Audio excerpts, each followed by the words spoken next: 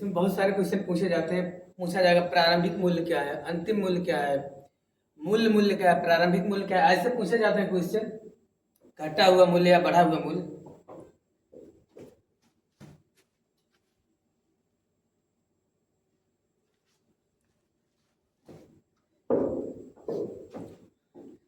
तो ये प्रश्न आपको दिख रहा होगा। इसमें बहुत सारे कंफ्यूजन रहते हैं। जब x y मान के आप लगाते हैं, आपसे पूछा जाता है मूल कीमत के लिए क्या लगाएंगे आप, या प्रारंभिक कीमत के लिए क्या लगाएंगे, या घटा हुआ मूल्य या बढ़ा हुआ मूल्य, वर्तमान मूल्य या प्रारंभिक मूल्य, ऐसे करके क्वेश्चन पूछे जाते हैं। तो आप ध्यान दीजिएगा, जब भी इस सवाल को लगाओ आप ना, यह चीनी की कीमत 20% की कम हो जाती है, यानी चीनी की कीमत में 20% की कमी हो जाने पर श्रीभद्र 320 रुपए में 5 किलोग्राम चीनी ज्यादा खरीद लेते हैं।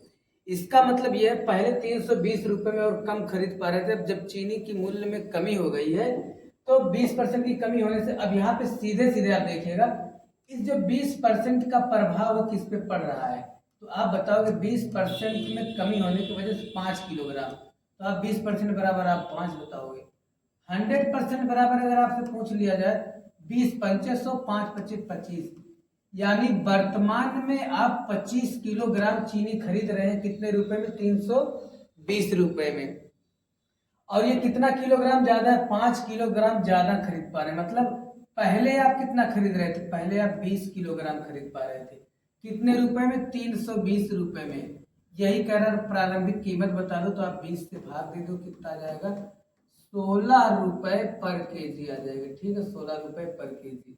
तो आपका आंसर क्या आ जाएगा, 16 रुपए पर केजी।